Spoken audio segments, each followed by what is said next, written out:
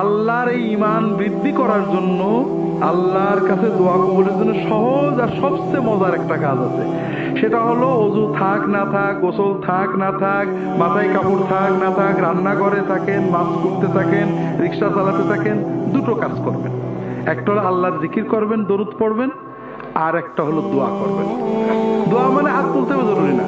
যখন কোনো মুসলমান নারী অথবা পুরুষ হাত উঠাক অথবা না উঠাক, মাছ কোটে, রিক্সা ধরে আছে, অজু থাক অথবা না থাক, মাথায় কাপড় থাক অথবা না থাক, যখন আল্লাহর সাথে কথা বলে, আল্লাহ আমার এইটা দাও, আল্লাহ আমার সেইটা দাও, যতক্ষণ কথা বলে ততক্ষণ একটা ফরজ ইবাদত করার মতো একটা ইবাদতের সওয়াব তার আমলনামায় লেখা হবে। 2 নম্বর লাভ হলো, এই যে দোয়া করছেন, আল্লাহ কোনো দোয়া ব্যর্থ করেন না। আপনি যা চাবেন, আল্লাহ এবারে ভর্তি পরীক্ষা দিছি, আল্লাহ এবার পরীক্ষা দেবো, আল্লাহ একটা চাকরি করছে, আল্লাহ আমার ছেলেটার এই অবস্থা এটা করে দেওয়া হইতে, আপনি আল্লাহর সাথে বিড়বিড় করে কথা বলছেন, মনে মনে কথা বলছেন।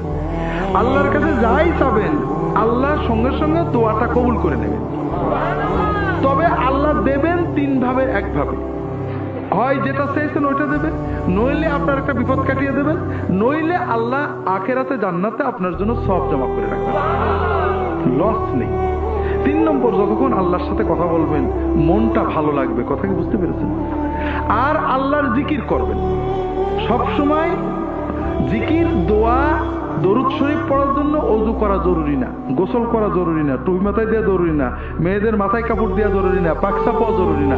এগুলো সকল অবস্থায় করা যায়। কথা বুঝতে পেরেছেন? এতে ঈমান মজবুত হয়, আল্লাহর দিকে মন যায়, দোয়া কবুল হওয়ার মতো পরিবেশ তৈরি হয়। কথা কি বুঝতে পেরেছেন? কাজেই প্রত্যেকেই নিজের মতো দোয়া করবেন, সবসময় দোয়া করবেন। আল্লাহর কাছে চাইতে কৃপণতা করবেন না, আল্লাহ চাইলে দেন।